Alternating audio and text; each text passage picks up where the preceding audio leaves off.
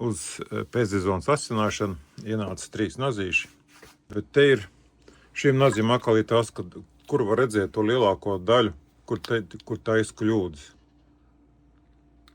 Redziet, šeit ir normāli tas leņķis. Un pasieties, kā paliek platāks. Un tas atkal ir, tā ir lenta. Jā, tā kā mēs asinām, mums ir normāli, un tad vienkārši roka automātiski uztais to leņķi mazāku. Nu, tā ir klasiskā kļūda. Tāpēc ar tām lentu asināmajiem esiet uzmanīgi un piešaujieties, jo, kā redzat, arī šeit šī plakne ir taisna, un te nāk tātad šis sašaurinājums sākās. Un šeit, redziet, to plakni mēs nevaram piespiest klāt. Nu, ir jābūt ļoti uzmanīgiem. Un šito mēs arī sakārtosim, nekāda vaina nav. Redziet,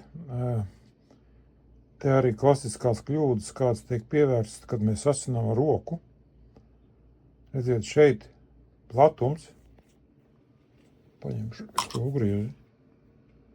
Redziet, es novilku ar marķieri un nogāju ar galodiņu. Redziet, cik te ņem visā platumā, kā jābūt šos 20 grādos uz vienu pusi. Un tad, redziet, un aiziet.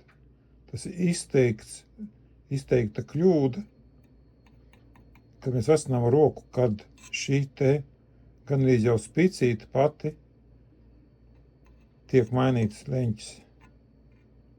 Jā, redzat, šeit arī, cik te ir plats, jā, tātad šis te asināmais mala, un kāda šeit ir. Ļoti raksturīga kļūda priekš asināšanas ar roku. Nu re, un es tagad izlaboju. Jā, ļoti labi to var redzēt. Jā, tagad platums ir vienāds.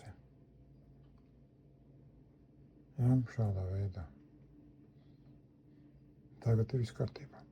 Un redziet, te vēl viens piemērs, kur tomēr nepareiz leņķa asināšana. Un tas izskatās, kad ir uz tā lentas asināts. Jā, redziet, cik te ir plats.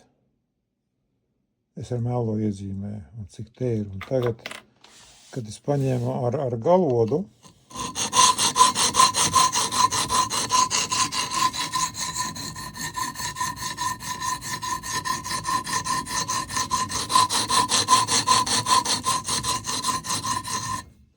jā, redziet, te, kur te ir, var redzēt, 20 grādi uz katru pusi. Redziet, te ir mazi, šaurs, un tad aiziet uz visu. Kur lielākā daļa taisa kļūdu uz to.